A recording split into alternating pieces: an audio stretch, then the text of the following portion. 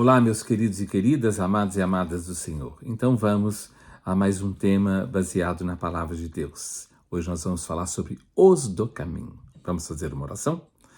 Pai querido, nós nos colocamos nas Tuas mãos neste momento e te suplicamos a Tua bênção para tudo aquilo que vamos explanar, falar, compartilhar.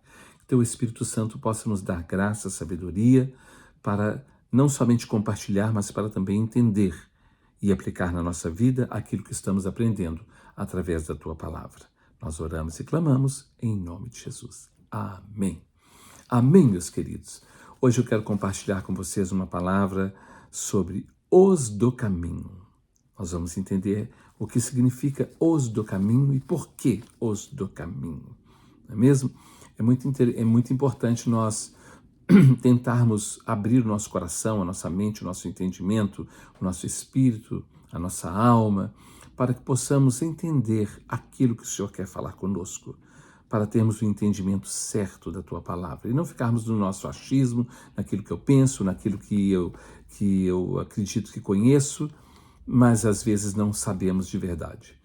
E eu quero falar hoje sobre os do caminho. Nós vamos começar com a leitura no livro de Atos dos Apóstolos, lá no capítulo de número 9, que é o capítulo 9, fala sobre a conversão de Paulo, de Saulo de Tarso. Quando ele se converteu, seu nome mudou para Saulo. Mas eu quero ler, nós vamos ler aqui ainda, antes dele se converter, e vamos ver sobre a pessoa dele e sobre os do caminho. O que isso significa?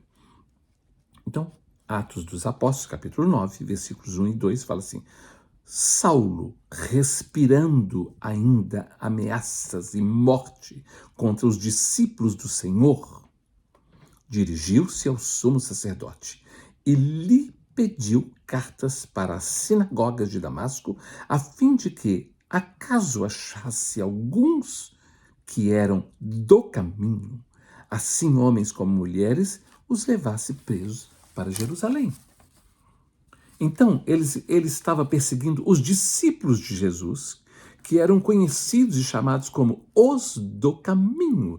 E o texto fala que ele estava respirando, ofegante, esbaforido, ansioso, anelante, almejando, com intenso desejo, de ameaças, de perseguições e até morte, desejo de matar, de exterminar, de eliminar, de acabar, de destruir aqueles que eram os do caminho, discípulos de Jesus. Então ele foi até o sacerdote, que é líder máximo da religião do judaísmo naquela época, autoridade máxima e eclesiástica, e lhe pediu cartas, autorizações, recomendações, permissões, legalidade, direito para poder agir, a fim de que, com o objetivo de determinado, e com uma missão, caso encontrasse alguns, tanto homens como mulheres do caminho, que eram do caminho, fossem levados presos para Jerusalém, onde estava a cúpula das autoridades máxima do governo e domínio religioso do judaísmo naquela época, Ou seja, dos doutores da lei, buscando dos doutores da lei uma autoridade para agir contra aquelas pessoas que eram conhecidas como os do caminho, os discípulos de Jesus. Tanto ódio, tanta raiva porque uma pessoa estava seguindo Jesus, ou pessoas estavam seguindo Jesus. Interessante que, quando nós olhamos para o mundo religioso, nós vemos a confusão que acontece quando alguém muda de religião numa família. Quando muda a forma de crer, de seguir, de cultuar, e então acontecem as inimizades, as confusões e às vezes perseguições e briga. Existem países que as pessoas, quando elas mudam de religião, dependendo da religião, elas são consideradas como que mortas para a família. É feito até um sepultamento simbólico, eliminando aquela pessoa da família. Olha que coisa. E isso nos nossos dias, até hoje. Isso acontece até hoje. E até hoje acontece no meio das famílias, pessoas ficarem iradas com as outras, famílias não se falam mais porque mudaram de religião. da forma de crer. Então, Saulo respirava ameaça, ele estava com ódio das pessoas que estavam seguindo um novo caminho, que é Jesus. Quem era Saulo? Saulo não era um homem qualquer. Saulo não era um homem ignorante nem iletrado. Saulo era um homem importante, muito bem conceituado entre todos os judeus, né? Com um currículo rico, admirável, no meio dos judeus e dos israelitas. Aqui no capítulo de número 21, Saulo já era convertido, seu nome já era Paulo, então ele vai falando a respeito dele, nós vamos ver isso aqui, quando ele fala a respeito dele, quem ele era. Nós vamos ver aqui apenas para sabermos quem era Saulo, quem era essa pessoa. Atos capítulo de número 21, versículo de número 39, ele fala assim, respondeu-lhe Paulo, agora Paulo já convertido, né? Eu estou falando dele convertido. Ele está dizendo dele, eu sou judeu, natural de Tarso, cidade não insignificante da Sicília, e rogo-te que me permitas falar ao povo. Ou seja, eu sou judeu. Eu não sou uma pessoa qualquer, eu sou do judaísmo, eu sou judeu, natural de Tarso, da cidade não insignificante da Sicília, não é? Ele era um cidadão não insignificante da Sicília. Sicília era o centro cultural grego e também uma cidade universitária, né, localizada no nordeste do mar Mediterrâneo. E lá em Romanos capítulo de número 11, versículo 1, Romanos 11, versículo 1, fala assim, vamos ver, nós vamos ver algumas coisas que falam algumas informações sobre a vida de Saulo, ou de Paulo, agora convertido, né? Capítulo 11, versículo de número 1, ele fala assim, perguntou, pois, terá Deus porventura rejeitado o seu povo? De modo nenhum, porque eu também, Paulo está falando, sou israelita, da descendência de Abraão, da tribo de Benjamim. Eu não sou qualquer pessoa. Eu sou até descendente de Abraão e da tribo de Benjamim. Eu sou um judeu, eu sou uma pessoa importante. Lá, ele escrevendo aos Filipenses, no capítulo de número 3, Filipenses, capítulo de número 3, ele fala assim, vamos ver aqui. É importante nós lermos isso para nós podermos ter o entendimento de que Paulo não era uma pessoa qualquer, ele era um homem inteligente, um homem importante na sociedade, no meio do povo judeu e em toda a sociedade da época, naquele período. Filipenses capítulo 3, versículos 4 a 6, fala assim, alegrai-vos sempre no Senhor. Outra vez digo alegrai-vos? Não, perdão. Filipenses capítulo 3, me perdoe, meus queridos. Capítulo 3, versículo 4 a 6. Bem que eu poderia confiar também na carne. Se qualquer outro pensa que pode confiar na carne, eu ainda mais. Olha o que ele está falando dele mesmo. Circuncidado ao 8º dia, da linhagem de Israel, da tribo de Benjamim, hebreu de hebreus, quanto à lei, fariseu, ou seja, muito operante, muito praticante, e quanto ao zelo, perseguidor da igreja, quanto à justiça que há na lei, irrepreensível. Ou seja, eu sou um homem que sempre apliquei na minha vida tudo aquilo que eu aprendi, e com muita responsabilidade. Eu não sou qualquer pessoa. E lá em Atos dos Apóstolos, capítulo 22, vamos voltar lá em Atos dos Apóstolos, capítulo número 22, versículos 27 e 28, olha aqui o que está escrito. Eu quero ler isso porque é muito importante para nós entendermos bem isso. Capítulo 22, versículos 27 e 28, ele havia sido preso e então ele fala assim, vindo o comandante perguntou a Paulo, dize-me, és tu romano? Ele disse, sou. Respondeu-lhe o comandante, a mim me custou grande soma de dinheiro este título de cidadão. Disse Paulo, pois eu o tenho por direito de nascimento. Eu não comprei nada. Eu nasci. Então eu tenho a cidadania. Então, quando eu falo, eu estou falando de algo que é concreto, que é certo, e eu tenho provas disso. Eu não sou qualquer pessoa. Então, Saulo, não era qualquer pessoa. Ele estava perseguindo a igreja, mas ele era um homem muito importante naquela época, não é? Saulo não era um homem comum, como a maioria daquelas pessoas na época. Saulo era um homem inteligente, com uma bagagem grande de conhecimento e de autoridade. Ele falava o hebraico, aramaico também, não é? Grego. Então, romano, ele falava o latim. Então, ele falava tudo isso. Vamos ver aqui, Gálatas capítulo 1, versículo 14. Gálatas 1, 14.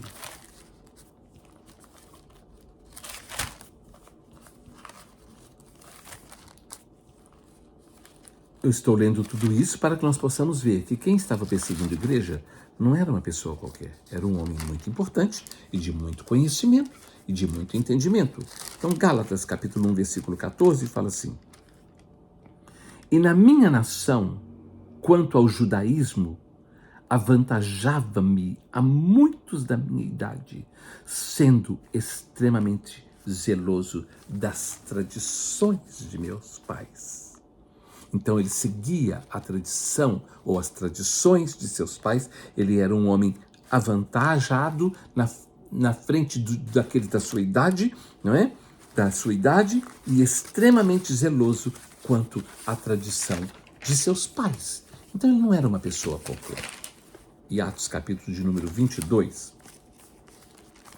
nós estamos dando algumas voltas, mas é muito importante isso. Versículos 2 e 3 fala assim: Quando ouviram que lhes falava em língua hebraica, guardaram ainda maior silêncio e continuou.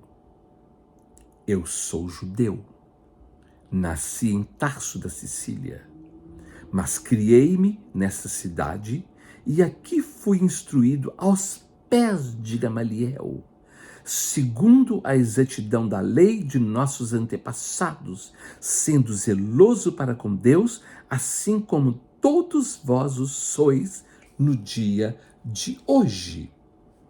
Então, ele era um homem muito bem instruído, muito bem tratado, muito bem estudado, muito bem orientado, discipulado, ensinado, disciplinado em todas as áreas. Gamaliel, ele foi criado aos pés de Gamaliel. Gamaliel era um rabino judeu da época, membro do Sinédrio, fariseu, doutor da lei, ele que julgava os casos mais difíceis conforme as leis de Moisés, não é? Ele era neto de Hilei, ou Ilei, que foi fundador da escola de mestres da lei judaica na época, intérprete das escrituras.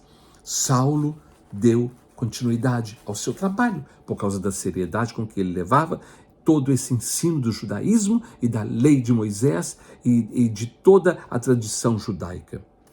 Com toda essa bagagem de conhecimento, de zelo da lei e experiência da vida religiosa, Saulo era um temível e terrível perseguidor dos que eram do caminho, conhecido como os do caminho, ou seja, os discípulos de Jesus, conhecidos como a igreja do Senhor Jesus.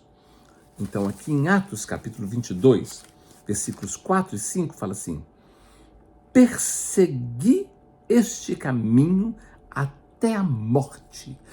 Persegui este caminho até a morte, prendendo e metendo em cárceres homens e mulheres. Deixa eu ver, até o 5. De que são testemunhas o sumo sacerdote e todos os anciãos. Destes recebi cartas para os irmãos, e ia para Damasco no propósito de trazer manifestados para Jerusalém, ou manietados para Jerusalém, os que também lá estivessem, para serem punidos, porque eles estavam seguindo o caminho. Então ele perseguiu a igreja do Senhor, e todos conheciam, todos sabiam disso. Olha aqui em Atos capítulo de número 8, Atos capítulo 8, versículos de 1 a 3, diz assim: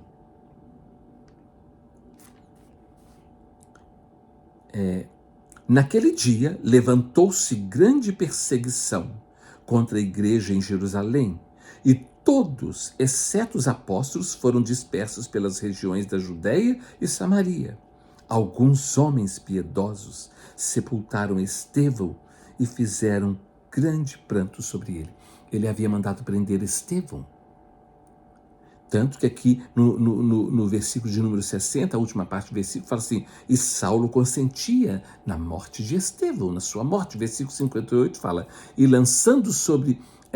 lançando-o fora da cidade, o apedrejaram. As testemunhas deixaram suas vestes aos pés de um jovem chamado Saulo, porque Saulo consentia na sua morte. Saulo estava perseguindo os do caminho, não é? E aqui nós vimos então que havia uma grande perseguição, e Estevão foi morto por causa disso. Que Deus tenha misericórdia. Olha aqui que coisa séria. No capítulo 9, versículos 1 e 2, fala assim: Saulo, respirando ainda ameaças e morte contra os discípulos do Senhor, dirigiu-se ao sumo sacerdote e lhe pediu cartas para as sinagogas de Damasco, a fim de que, caso achasse alguns que eram do caminho, assim homens como mulheres, e os levassem presos para Jerusalém. Eu estou repetindo isso para que vocês possam entender que Paulo, antes o seu nome era Saulo, estava perseguindo com muita fúria, até fúria de morte, aqueles que eram conhecidos como os do caminho. Lá em Atos dos Apóstolos, capítulo 26, olha que coisa séria. Capítulo 26, do versículo 9 a 12, está escrito assim: na verdade, a mim me parecia que muitas coisas devia eu praticar contra o nome de Jesus do Nazareno, e assim procedi em Jerusalém.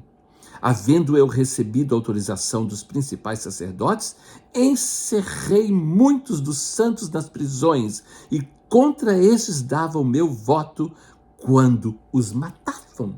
Olha, que coisa séria que era isso aqui. Versículos 11 e 12. Muitas vezes os castiguei por todas as sinagogas, obrigando-os até a blasfemar.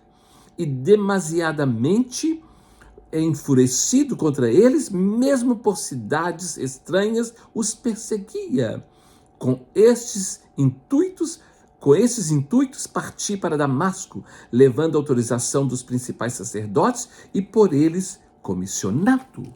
Ele estava com ódio, com ira, contra aqueles que seguiam a Jesus, que eram os do caminho, contra a igreja do Senhor. Olha a perseguição dele, lá em Gálatas, capítulo de número 1, versículo 13. 1:13 está escrito assim, quando ele escreve aos Gálatas, ele fala dizendo o seguinte, isso ele mesmo falando, né? 1:13, Gálatas 1:13 fala: porque ouvistes qual foi o meu proceder outrora no judaísmo, como sobremaneira perseguia eu a igreja de Deus e a devastava. Uma grande perseguição contra a igreja do Senhor, contra os discípulos de Jesus, contra aqueles que eram chamados como os do caminho. Tudo o que é bom é odiado por aquilo que é mal. Ou seja, tudo o que é mal odeia o que é bom. Sempre foi assim, em todas as áreas. Tudo que é bom é odiado por aquilo que é mal. E tudo que é mal odeia aquilo que é bom. Por isso que há essa rixa tão grande. Nós vemos que a luz não combina com as trevas. em meio a tantas perseguições, não é? A caminho de Damasco, Saulo estava indo perseguir os cristãos, os seguidores de Jesus, não os cristãos, os seguidores de Jesus, porque ainda não tinha o chamado ainda de cristão, depois que eles foram chamados, não é? Em meio a tantas perseguições, a caminho de Damasco, Saulo tem um encontro com Jesus nesse caminho. No capítulo 9, você vê capítulo 9 de Atos, após você ver a conversão de Saulo, ele estava indo com ameaças de prisão e de morte contra os cristãos, contra os servos do Senhor, contra os do caminho, e ele tem um encontro com Jesus. E olha o que acontece aqui no capítulo 9, versículos 3 a 5. Atos 9, de 3 a 5. Eu quero que vocês entendam isso aqui, prestem bastante atenção.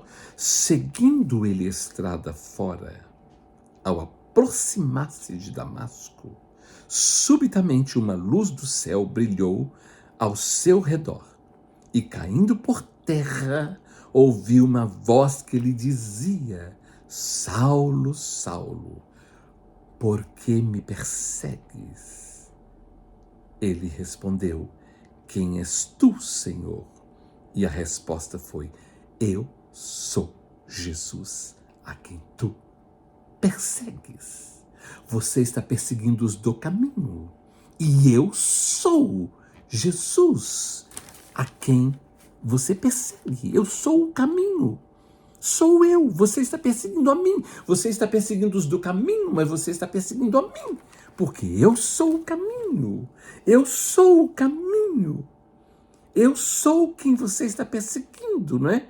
Você persegue os do caminho, então você está perseguindo a mim mesmo. Quem persegue aquele que é do caminho, que é Jesus, persegue o próprio Senhor Jesus. Lá no Evangelho de João, capítulo 14, versículo 6, Jesus fala: Eu sou o caminho e a verdade e a vida, e ninguém vem ao Pai a não ser por mim. Mas ele diz: Eu sou o caminho, a verdade e a vida. Esse texto é um texto maravilhoso. Eu vou ler aqui do versículo de número 1 a 6, que fala assim, capítulo 14 do Evangelho de João. Não se turbe o vosso coração. Credes em Deus, credes também em mim. Na casa de meu pai há muitas moradas. Se assim não fosse, eu vos teria dito: vou preparar-vos lugar. Pois quando eu for e vos preparar lugar, voltarei para vós mesmos, para que aonde eu esteja, estejais vós também. E vós sabeis o caminho para onde eu vou. Aí disse-lhe Tomé: Senhor, não sabemos para onde vais. Como saber o caminho? Então Jesus disse: Eu sou o caminho e a verdade e a vida, e ninguém vem ao Pai a não ser por mim. Ou seja, o caminho não é uma religião, não é uma denominação, nem sistema eclesiástico, religioso, filosofia, doutrina, pensamentos, rituais, leis, decretos. O caminho é uma pessoa que se chama Jesus, o Deus humanado que se fez carne, o Emanuel, o Deus conosco, em nós, dentro de nós, por nós. Aleluia, aleluia, aleluia, aleluia. Glória a Deus. Jesus é o caminho. Ele é o caminho. Jesus é o caminho, e o caminho é uma pessoa, não é uma religião. Então, os do caminho. O que significa caminho? Quem é o caminho? Né? O caminho é Jesus, nós vimos. Eu sou o caminho, a verdade e a vida. O que significa caminho?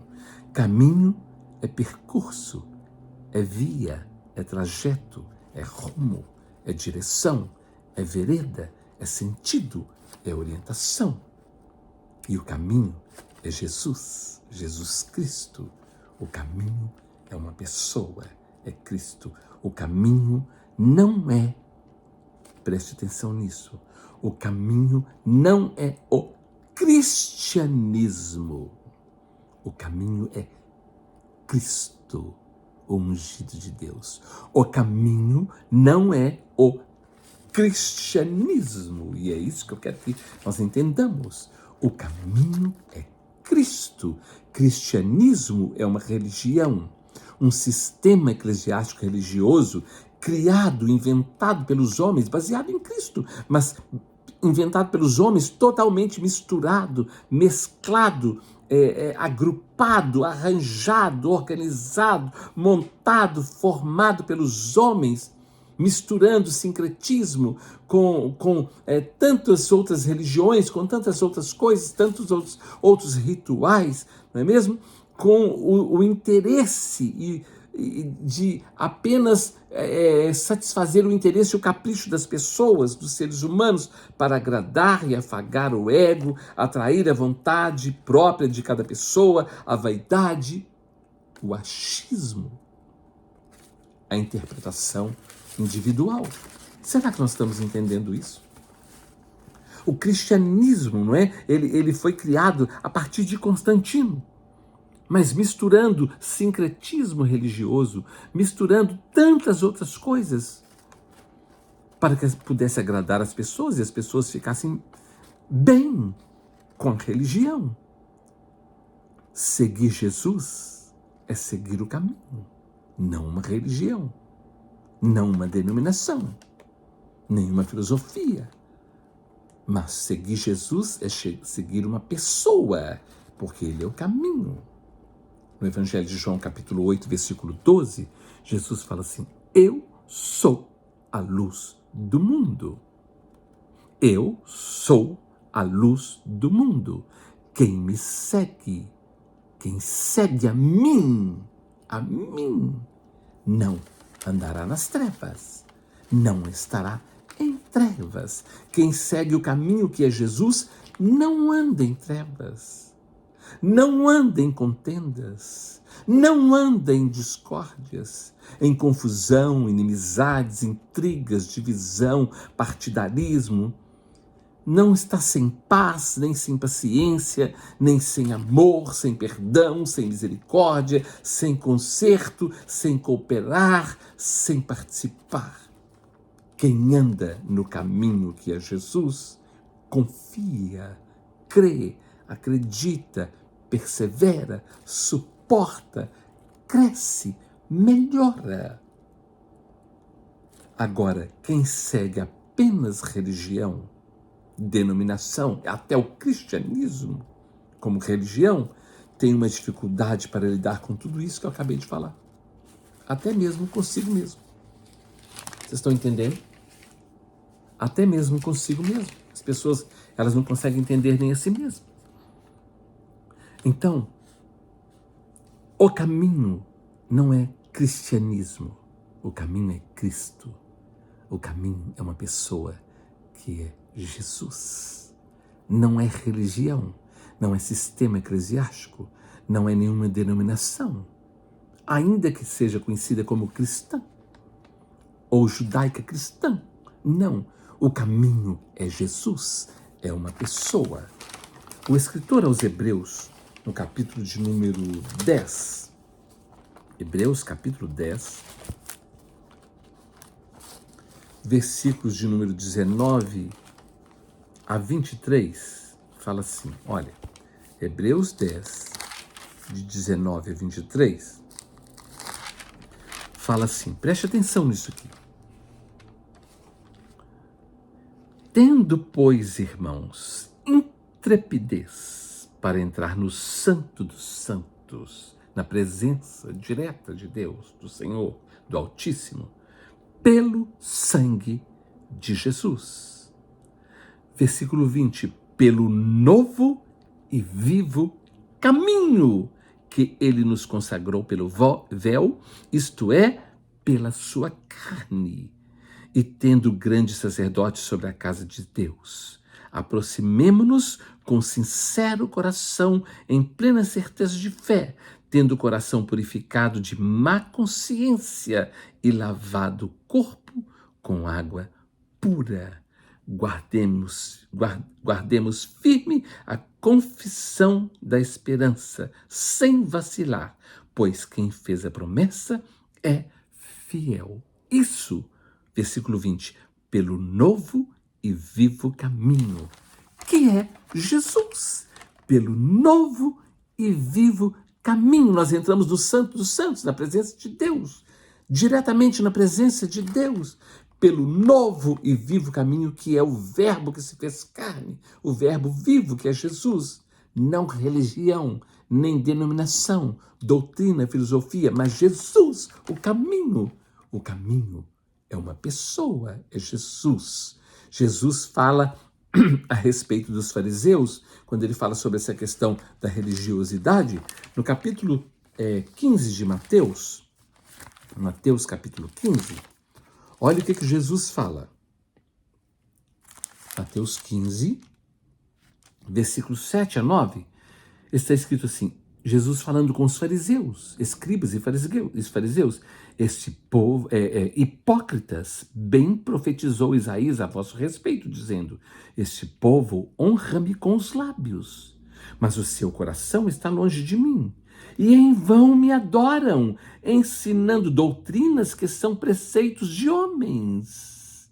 Ensinando doutrinas que são preceitos de homens. Então, não é a palavra de Deus, são preceitos de homens. Porque a religião ensina preceitos de homens. Dogmas, sistemas eclesiásticos montados, programados para o homem. Mas Jesus é a palavra, é o Verbo que se fez carne. Jesus é o caminho e nós seguimos Jesus, que é o caminho, não é? Lá, o apóstolo Paulo escrevendo aos Colossenses, no capítulo de número 2, Colossenses, capítulo de número 2,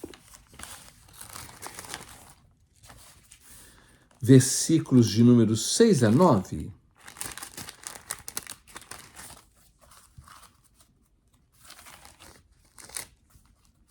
só um momentinho. Colossenses 2, de 6 a 9. Fala assim, o apóstolo Paulo escrevendo.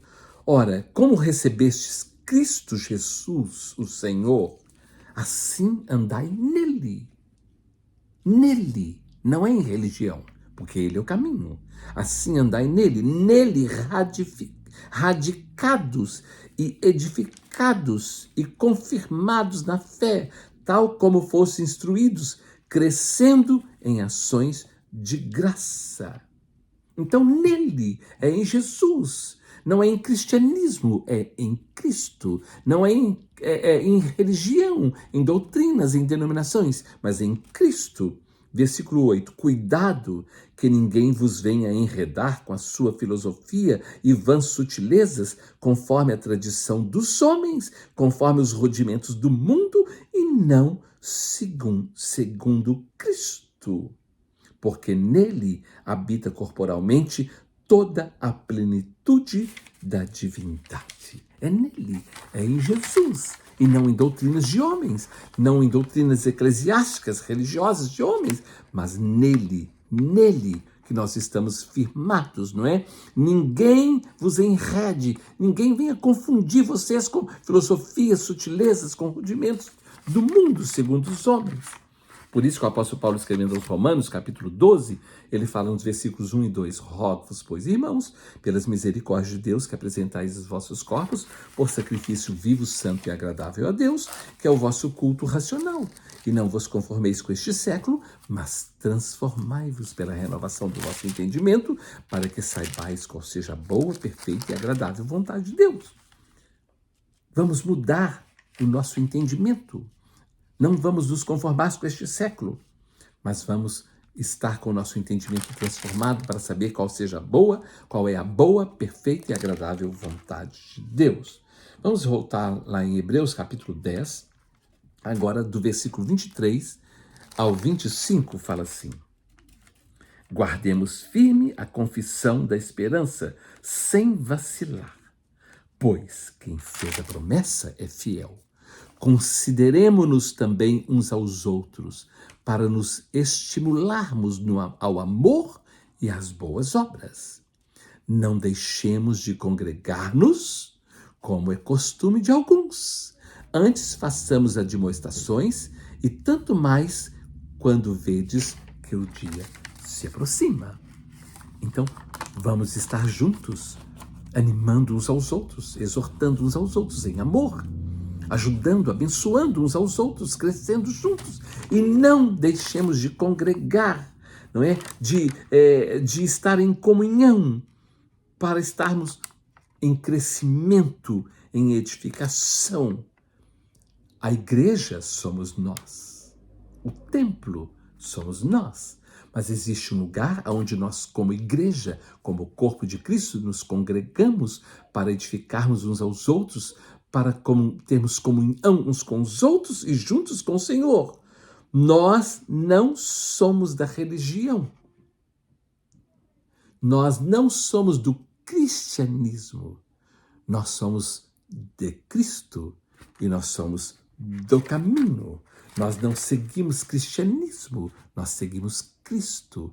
Nós não seguimos denominações, nós seguimos o caminho, que é Jesus. Ele disse: eu sou o caminho e a verdade e a vida, e ninguém vem ao Pai a não ser por mim. Então, nós somos os discípulos de Jesus.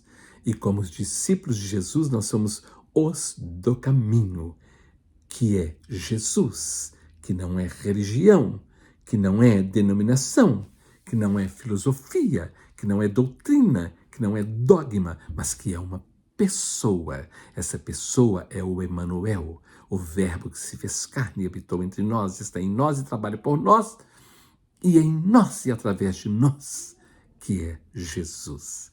Jesus é o caminho, e a verdade e a vida. Ninguém vem ao Pai a não ser por Ele. Não é mesmo? Ele disse: ninguém vem ao Pai a não ser por mim. Então, quem são os do caminho? Aqueles que seguem Jesus, que é o caminho. Que Deus ajude e abençoe a todos nós. Amém.